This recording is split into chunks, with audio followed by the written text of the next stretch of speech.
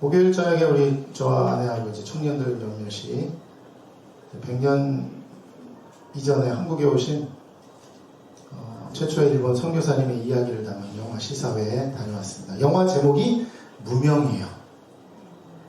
그래서 선교사 이름을 제가 말 안 할게요.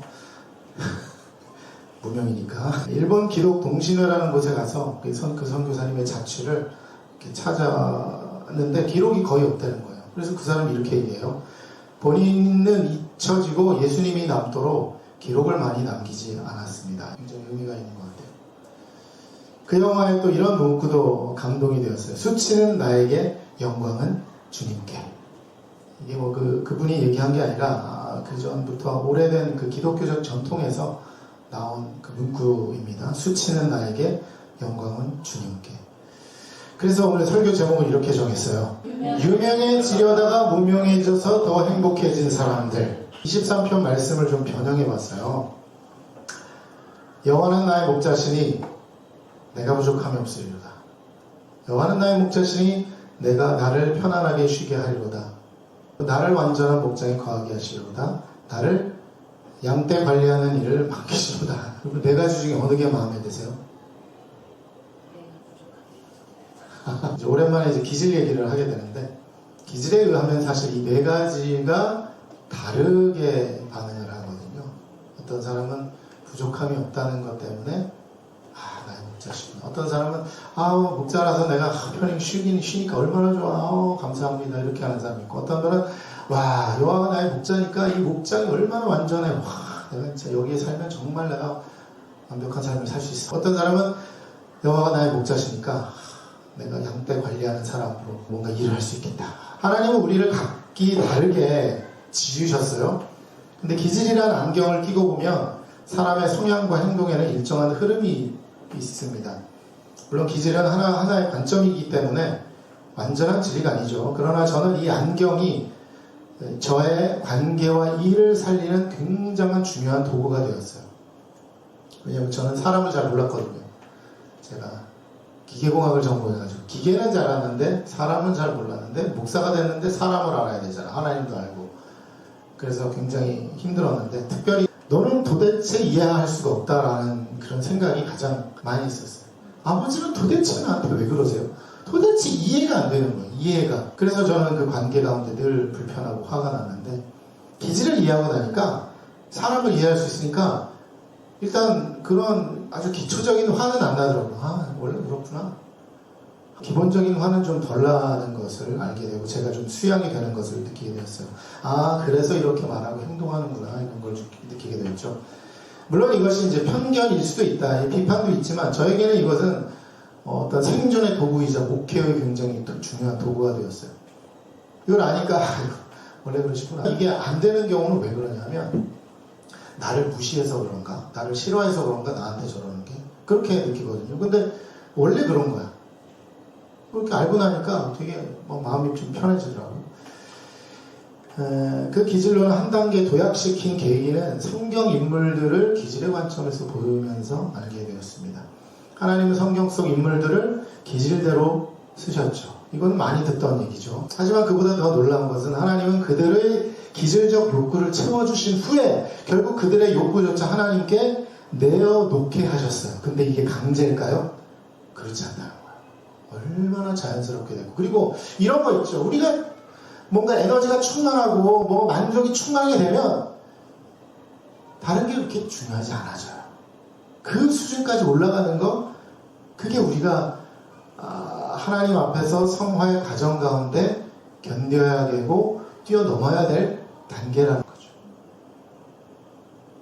어떤 성화의 변곡점이라고 할까요? 물론 그 아래에 있다 그래서 저 사람은 믿음이 아니야, 이렇게는 말할 수 없지만 우리의 성숙의 과정에서의 중요한 변곡점이 될 수가 있습니다.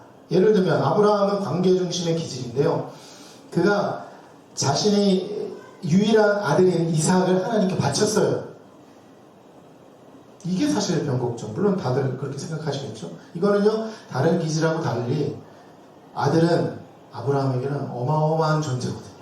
근데 그 아들을 바치는 거는 이건 어마어마한 일이에요. 모세는 완벽해야만 해서 자신의 세계에 대한 헌신과 완벽한 질서에 대한 갈망이 있었어요.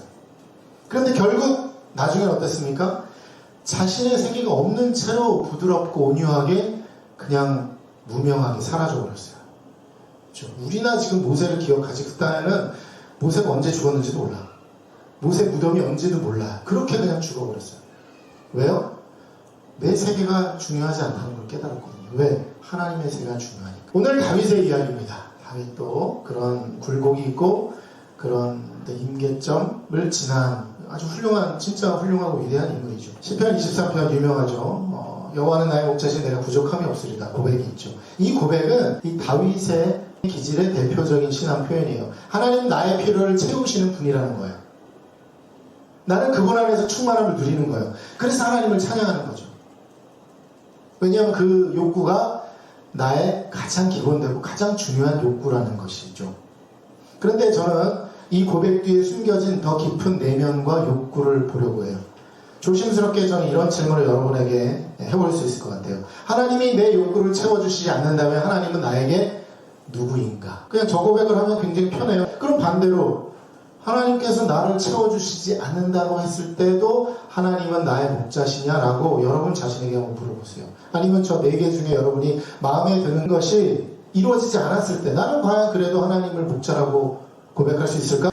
오늘 본문 7절에 보면 다윗은 아들에게, 솔로몬에게 본인이 하나님의 이름을 위하여 성전을 건축할 마음이 있었다고 말했어요. 내가 건축할 마음이 있었는데 하나님께서 하지 말라 그랬어. 그래서 네가 이제 건축해야 돼. 이런 얘기를 하는 거죠. 그런데 사무엘 7장에서 우리는 다윗의 숨겨진 욕구와 하나님의 응답을 읽게 됩니다. 당시 블레셋에게 빼앗겼던 여호와의 언약궤를 이제 가져오게 되는데, 지금도 싸우고 있죠. 그렇죠? 이스라엘하고 팔레스타인하고. 그렇죠? 지금도 싸우고 있는데, 가져오는데 뭐 사건이 있어서 다윗 궁으로 들여오지 않고 오벳 에돔의 집에 임시 지금 두고 있는 상태예요. 근데 다윗은 선지자 나단에게 이렇게 말해요. 시작. 나는 백향목 궁에 살고 있는데 하나님의 궤는 휘장 아래에 있습니다. 이 말은 단순히 안타까움을 가지고 있는 거지만 저는 그냥 피상적으로 보지 않거든요. 근데 저는 이 말의 그 내면과 심리에 들어있는 것들 저는 파악하는 걸 너무 좋아하고 그것 때문에 하나님을 더 깊이 발견하고 있었어요. 다윗은 하나님이 너무 초라한 처소에 계신다는 불편함이 있고 자기의 궁은 백향목으로 만들어진 궁이라는 거죠. 사실 그 말에는 나는 백향목 궁에 사는데 라는 것은 비교와 우월의 정서가 담겨있다는 거예요. 과도한 해석이 아니라 정말이에요. 당시 백향목은요, 레바논에서 생산되는 아주 고급 수입 목재라서 그런 곳에만 쓰이는 거죠. 다른 성경을 보면요, 레바논 나무라 그래요. 그러니까 레바논에서 수입하는 나무를 레바논 나무라 그래요. 그러니까 일반적인 거죠. 그런데 이 레바논 나무의 메이커가 뭐예요? 브랜드가 뭐예요? 백향목 나무라는 거예요. 명품 브랜드라는 거예요. 예를 들어서 나 가방 하나 샀어. 예쁘지? 이렇게 되는 거는 그냥 일반적인 얘기잖아. 그쵸? 근데 이런 사람이 있어. 나 에르메스 샀어. 느낌이 어때요? 나는 지금 군에서 이렇게 잘 살고 있는데 언약궤는 지금 저기 오베데돔의 집, 그냥 좀 그래 잘 사는 부잣집이지만 거기 있다. 너무 안타깝다. 이러면은 그게 그냥 일반적인 감정이겠구나라는 생각을 하는데 왜 굳이 자신의 궁을 백향목 궁이라고 얘기하느냐? 레바논 나무 궁이라고. 그거는 얘기할 필요도 없죠. 어차피 이거는 너무 평범하니까 얘기할 필요도 없어요. 굳이 백향목 궁이라고. 실제로 성경에 다른 데 보면요, 이런 내용 아니고는 다 레바논 나무라고 써요. 그런데 꼭 이런 부분에서 뭔가 강조하고 그게 에르메스라는 걸 강조하고 싶은 그 순간에는 백향목이라는 용어를 쓰고 있어요. 이것은 자신의 지위와 위치에 대한 자부심을 가지고 있다는 거죠. 하나님에 대한 일종의 미안함 혹은 체면을 드러내고 있어요. 그래서 그 깊은 내면을 들여다보면 다윗이 언약궤를 위한 집을 짓겠다는 그 욕망 안에는 하나님의 이름을 드러내는 것과 동시에 자기 이름도 함께 남기고 싶은 욕구가 투영되어 있다는 거예요. 만약에 그냥 궁이라고 얘기했으면 그게 아니었는데 백향목이라는 것은 뭔가 의미가 있죠. 자랑하려고 그러는 거잖아요. 나 가방 샀어가 아니라 나 프라다 샀어는 자랑하려고 그러는 거잖아요. 그래서 하나님은 바로 그 욕구를 아셨어요. 그래서 그 밤에 선지자 나단에게 이렇게 말씀하세요. 5절에 시작. 너는 내 종 다윗에게 가서 전하여라. 나 주가 말한다. 내가 살 집을 네가 지으려고 하느냐? 이게 그냥 지으려고 하느냐 묻는 건가요? 이거예요. 너 지을 거야 진짜? 근데 6절에는 뭐라 그래요? 야, 그러나 나는 이스라엘 너네들이 이집트에서 나와서 광야에서 이렇게 할 때도 나는 장막이 있고 별거 아닌데 난 살고 있었어. 사실 뭐 하나님의 그런 의미는 아니지만. 그리고 7절에 내가 이스라엘 온 자손과 함께 옮겨다닌 모든 곳에서 내가 나의 백성 이스라엘을 돌보라고 명한 그 이스라엘 그 어느 지파에게라도 시작 읽어보겠습니다. 나에게 시작 나에게 백향목집을 지어주지 않은 것을 두고 말한 적이 있느냐? 너 가방 샀지만 너 에르메스인 거를 나한테 자랑하거나 아니면 그거 가지고 뭐 드러내려고 하고 그럴 필요 없다는 거죠. 나에게 여기 보세요. 나에게 집을 지어주지 않은 것을 두고 말한 것이 아니라 무슨 집이에요? 백향목집을 지으라고 한 건 아니라는 거죠. 백향목집 하나님도 그거 아시죠? 다윗의 그 마음을 아시는 거예요. 우월한 마음을 가지고 백향목 이야기를 한 걸 아시는 거죠. 이 말씀은 단순한 건축하지 말라는 거절이 아니라 다윗의 신앙 안에 숨어있는 욕구를 탁 집어낸 거야. 너 그거 진짜 나 위해 사는 거냐? 놀랍게도 현대에도 다윗의 욕구를 이어가는 다윗의 자손들이 너무 많습니다. 이 임계점을 넘어가지 못하고 그래서 깔딱깔딱하면서 하나님의 이름을 팔아가지고 자기의 이름을 드러내려고 하는 사람들 얼마나 많이 있습니까? 왜 교회를 건축하는데 성전이라고 말해요? 개혁적이고 굉장히 뭐 나름 진보적인 교회도요 딱 부흥해가지고 건축하라 하면 그때부터 성전이라는 용어를 쓰기 시작해요. 얼마나 이거는 어이없고 허탄한 일인지 몰라요. 성전이라고 말 안 하면 교회 건축이 안 되나요? 그럴 수도 있어요. 성전이라 얘기하지 사람들이 막 건축하고 내고 막 열광하고 그러죠. 근데 교회 건축합시다. 우리 예배당 지읍시다 하면 뭐 그건 별거 아닌 것 같아. 뭐 난 거 별거 할 게 없어. 이렇게 될 수도 있어요. 사실 실제가 그러니까 헌금을 드라이브 하기 위해서는 그렇게 하는 건 방법론적으로 맞지만 실제로 아니잖아요. 저와 여러분 자신이 성전이라고 성경은 말씀하고 있잖아요. 그렇죠? 여러분 자신이 성전이에요. 보이는 성전은 솔로몬 성전, 다윗 성전도 아니죠. 솔로몬 성전, 스룹바벨 성전, 헤롯 성전 이후로 없어요. 근데 요즘에 어때요? 예루살렘 성전 얼마나 많아. 교회 가면 예루살렘 성전들이 너무 많아. 다 예루살렘 성전이에요. 왜 다시 성전을 만들어요? 하나님께서 그들을 향해 똑같이 말씀하십니다. 내가 언제 내가 살 집을 건축하라고 했냐? 니네 마음 안에 건축하라고 했잖아. 네가 성전인데 너의 성전이라 제대로 지어라. 성전이 아닌 그 예배당을 성전이라고 하고 짓지 말라. 그것은 다윗과 같은 내면의 욕구를 다시금 불러와서 그 영광에 올라타려는 그 행위가 아닐 수가 없습니다.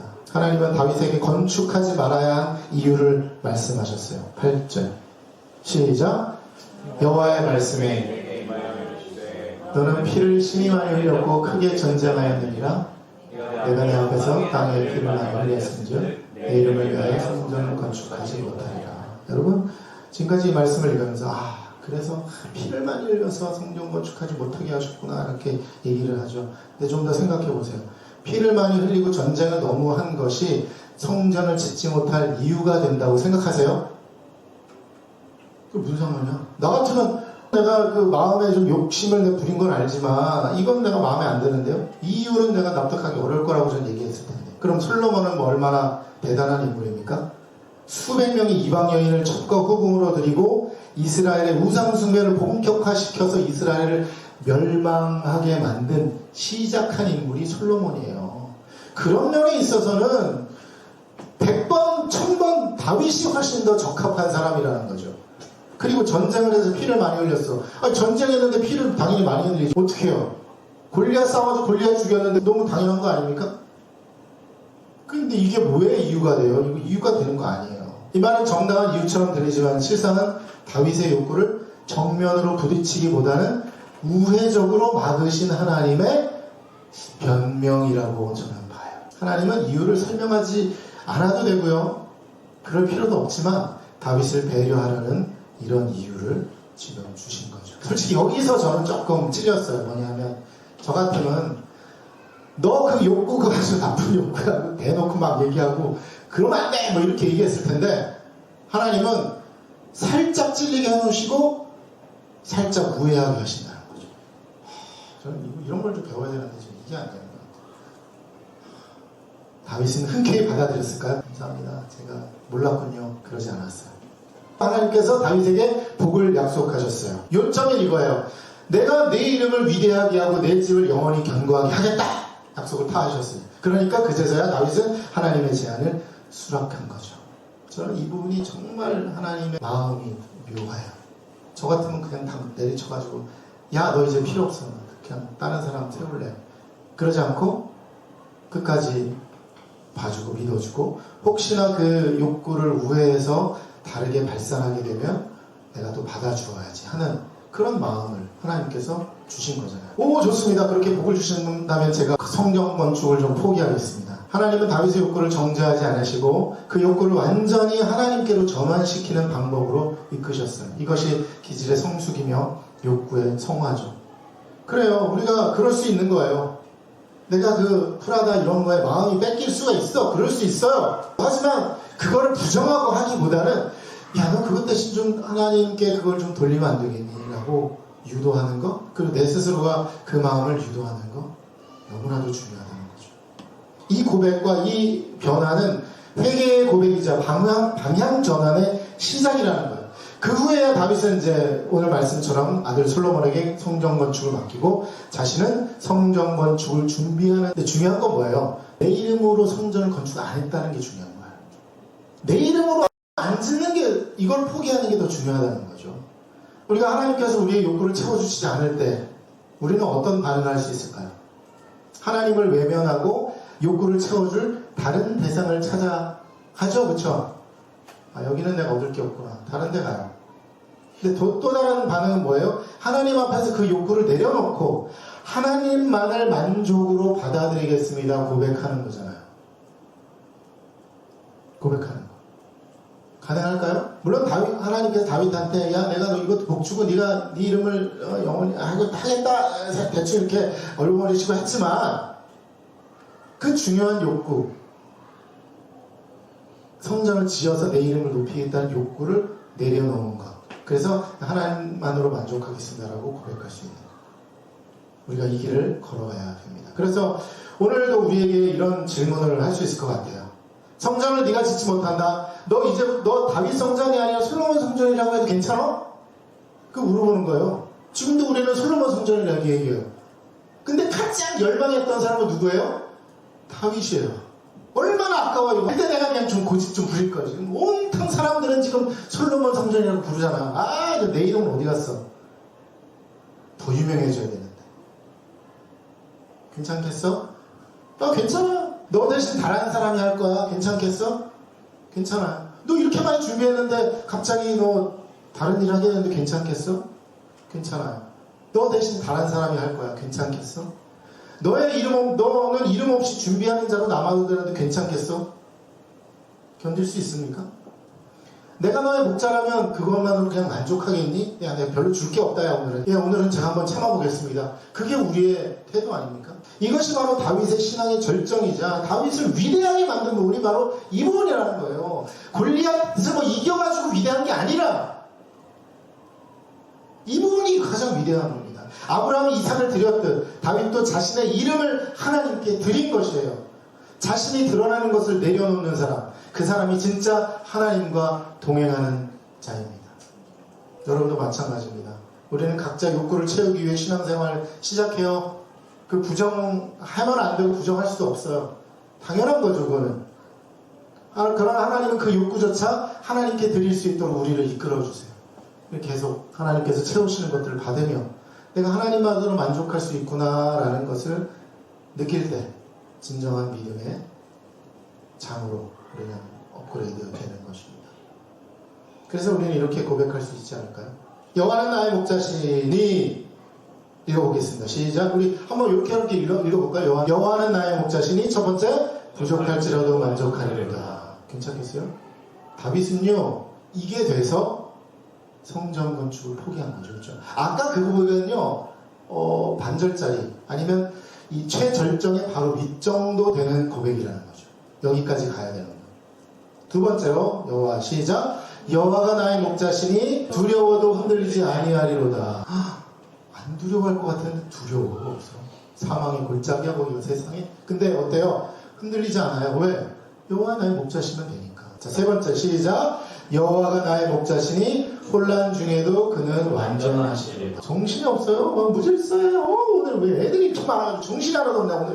오늘 예배는 정말 꽝이야. 그래도 이게 바로 나에게 주신 하나님의 완벽한 예배구나 인정할 수 있어야 돼요. 네 번째 시작. 여호와는 나의 목자시니 일하지 않는 날에도 그의 뜻 안에 있느니라. 자꾸 일하려고 그래요. 왜 가만히 있어야 돼? 답답하고 막 일하고 싶어. 하지만 너 오늘 좀 쉬어. 그러면 하나님의 뜻이 있겠지라고 고백할 수 있는 거예요. 여러분, 하나님 한 분으로 충분합니다. 이것이 믿음입니다. 이것이 진짜 신앙입니다. 여러분의 인생이 그런 절정의 단계까지 하나님께서 여러분을 밀어붙여 주시기를 간절히 원합니다. 그리고 하나님께서 여러분을 밀어붙이실 때 밀려가세요. 하나님께서 어디까지 나를 끌어올리실까? 고점에서 하나님께서 뭔가 또 해주시겠죠. 또 내려오면 어때요? 여호와가 나의 목자시. 뭐 상관없잖아. 그것을 경험할 때 와, 이게 하나님이시구나. 할렐루야. 내려가도 괜찮습니다. 할렐루야. 그럼 고백하는 여러분, 우리 모두 또 우리 오름직한 동산교회 되길 주님의 이름으로 축원합니다.